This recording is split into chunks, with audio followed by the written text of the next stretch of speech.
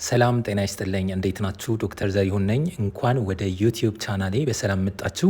ይሄ ቻናል እንግዲህ በዋናነት የተለያዩ የጤና መረጃዎች የማስተላለፍበት ነው።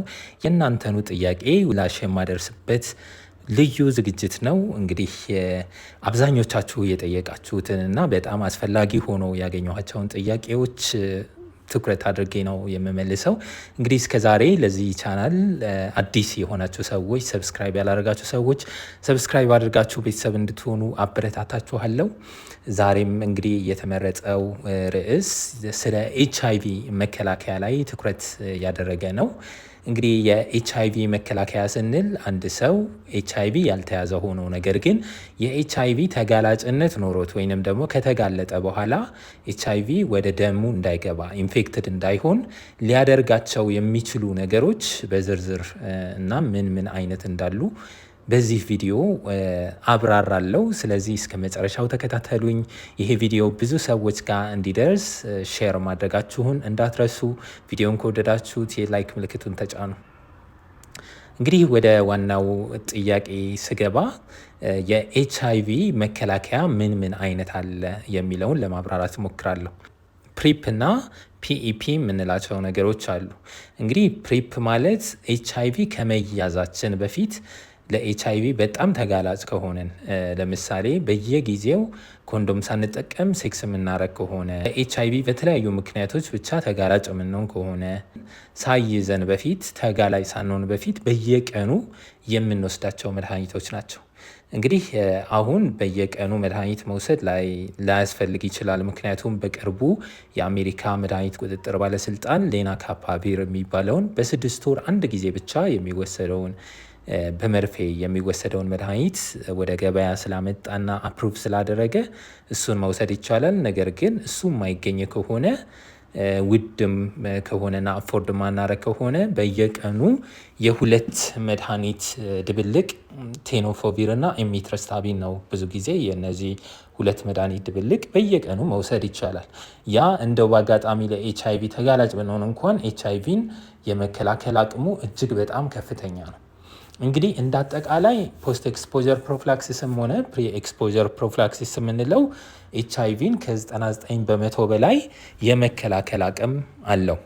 ነገር ግን እንድታስተውሉ የምፈልገው ይሄ ነገር ኤችአይቪን ይከላከል እንጂ እንግዲህ በሴክስ የሚተላለፉ በጣም ብዙ ነገሮች ስላሉ የአባለዘር በሽታዎች የምንላቸው ኮንዶም መጠቀም መረሳት የለበትም። ያንን የሚተካልን ነገር አይደለም። ሌላው ሁለተኛው እንግዲህ ኤችአይቪ ከተጋለጥን በኋላ ለምሳሌ ሴክስ አድርገን ሊሆን ይችላል ወይ በመርፌ ሊሆን ይችላል። እንግዲህ በመርፌ የሚወሰዱ መድኃኒቶችን መርፌ እየተቀባበሉ የሚወስዱ አሉ፣ ድረግ አቢዩዘርስ የምንላቸው። በእንደዛ አይነት ሁኔታ ከተፈጠረ በኋላ የምንወስደው መከላከያ ፖስት ኤክስፖዠር ፕሮፊላክሲስ ይባላል። የመጀመሪያ ያስረዳዎቹ ፕሪ ኤክስፖዠር ነው። ይሄኛው ደግሞ ፖስት ኤክስፖዠር ከኤችአይቪ ከተጋለጥን በኋላ የምንወስደው። ይህንን መድኃኒት በ72 ሰዓት ውስጥ መውሰድ አለብን ውጤታማ እንዲሆን። ነገር ግን እንደው ፈጥነን ከወሰድ ነው በ1 ሰዓት ወይ በ2 ሰዓት ውስጥ ከወሰድ ነው እድሉን እጅግ ከፍ ያደርገዋል ማለት ነው። ስለዚህ ፈጥነን መውሰድ አለብን። ነገር ግን ከ72 ሰዓት መዘግየት የለበትም ማለት ነው። ኤችአይቪ መከላከያ መድኃኒቶች ያለኝ መረጃ ይህን ይመስላል። እንግዲህ ሌላ ጥያቄ የሚኖራችሁ ከሆነ ጥያቄዎቻችሁን መጠየቅ ትችላላችሁ። ነገር ግን ሁል ጊዜ የማስተውለው ችግር ምንድን ነው? ኢትዮጵያ ውስጥ እነዚህ መድኃኒቶች የሚሰጡበት እድል እጅግ የክፍያ ጉዳይ አይደለም። ኢትዮጵያ ውስጥ የጸረ ኤችአይቪ መድኃኒት በነፃ ነው የሚሰጠው። ነገር ግን ለፕሮፊላክሲስ የሚውል መድኃኒት በጣም ውስን ነው። ስለዚህ ምንድነው የሚደረገው?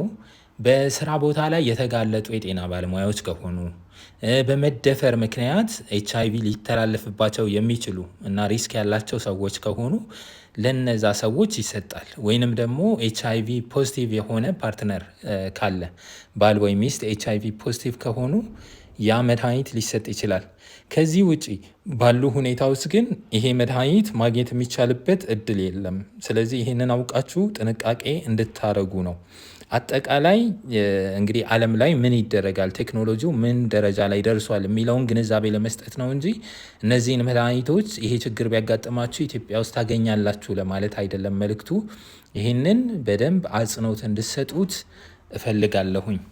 ከዛ በተጨማሪ ግን ይሄ HIV ለተያዘ ሰው ሳይሆን ይሄ መድኃኒት HIV በደሙ ላልተያዘ ሰው ተጋላጭ ብቻ ለሆነ ብቻ ነው። ለዛሬ ያለኝ መረጃ ይህንን ይመስላል። እንግዲህ ማንኛውም ጥያቄ ቢኖራችሁ በቴሌግራም በዚህ ዩዘር ኔም ኮንታክት ልታደረጉኝ ትችላላችሁ። የተለያዩ ድጋፎችን እንሰጣለሁ። በኤችአይቪ ብቻ ሳይሆን የተለያዩ ጤና ችግሮች፣ ስኳር፣ ግፊት የመሳሰሉ ክብደት መቀነስ፣ መጨመር፣ የዳይት ማማከር፣ ማንኛውም የጤና ማማከር አገልግሎቶችን የምሰጥ በመሆኑ ሁላችሁም እንግዲህ ይህንን አውቃችሁ ኮንታክት ልታደረጉኝ ትችላላችሁ። ይህንን መረጃ ሼር ማድረግ እንዳትረሱ። ስለተከታተላችሁኝ እጅግ አድርጌ አመሰግናለሁ።